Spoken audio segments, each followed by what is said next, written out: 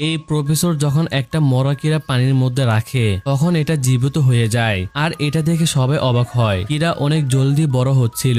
Professor যখন এটা ধরার চেষ্টা করে তখন এটা ডাবল হয়ে যায় আর এই কীরাটা তার হাতে কামড় লাগিয়ে দেয়, যে কারণে প্রফেসর একটা ভাইরাসে আক্রান্ত হয়ে যায়। পরের দিন সে অদ্ভুত আচরণ করতে থাকে। সে একটা মহিলাকে ধরে তার কানের ভিতরে একটা কীরা ঢুকিয়ে দেয়। এখন মহিলাও আক্রান্ত হয়ে গেছে।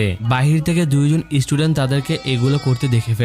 প্রফেসর চেক করতে গেলে ছেলেগুলো তার উপরে হামলা করে পালিয়ে যায়। কিছুক্ষণ পর ছেলেটি তার সাথে পুলিশ নিয়ে আসে, কিন্তু তখন আক্রান্ত মহিলা নরমাল ব্যবহার করছিল। তাকে দেখে মনে হচ্ছে তার কিছুই হয়নি, যে কারণে পুলিশ রেগে এখান থেকে চলে যায়। পরের দিন পুরো কলেজের সবাই আক্রান্ত হয়ে যায়। সবাই অনেক বেশি পানি পান করছিল, কারণ এই কীরা পানি পান করে শক্তি পায়। কলেজের সব স্টুডেন্ট তাদের দিকে অদ্ভুতভাবে তাকাচ্ছিল। শুধুমাত্র ছেলেটির কয়েকটা ফ্রেন্ড আক্রান্ত হয়নি। তারা কীরাটা চেক করতে ল্যাবে চলে আসে, কিন্তু এখানে কীরা ছিল না। তখন এখানে প্রফেসর চলে আসে। সে এই ছেলে মেয়েগুলোকে আক্রান্ত করতে চায়। তখন একটা ছেলে চাকু দিয়ে প্রফেসরের আঙ্গুল কেটে ফেলে, কিন্তু এই আঙ্গুলগুলো তাদের উপর হামলা করতে থাকে আর প্রফেসরের হাত থেকে অদ্ভুত কিছু বের হতে থাকে। ছেলেটি ঘাবড়ে তার পেন্সিল দিয়ে আক্রমণ করে, যে কারণে প্রফেসর নিচে পড়ে মারা যায়। আসলে এই পেন্সিলের মধ্যে বিষাক্ত কেমিক্যাল লাগানো ছিল, যে কারণে তার মৃত্যু হয়ে গেছে।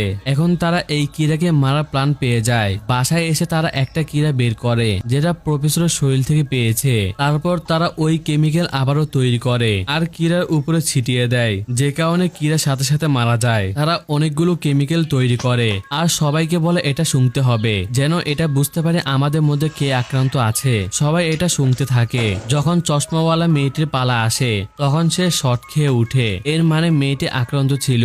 মেয়েটি ছেলেকে ধাক্কা দিয়ে এখান থেকে বের হয়ে যায় আর একটা গাড়ি নিয়ে পালাতে থাকে। ছেলেটিও গাড়ি নিয়ে তার পিছু করতে থাকে, কিন্তু তার গাড়ির মধ্যে আগে থেকে একজন আক্রান্ত মহিলা বসেছিল। ছেলেটি ঘাবড়ে নিজের গাড়িটা অ্যাক্সিডেন্ট করে ফেলে। ছেলেটি বেঁচে যায়, কিন্তু আক্রান্ত মহিলার গলা আলাদা হাঁটতে থাকে আর নিজের শরীরের দিকে যাচ্ছিল।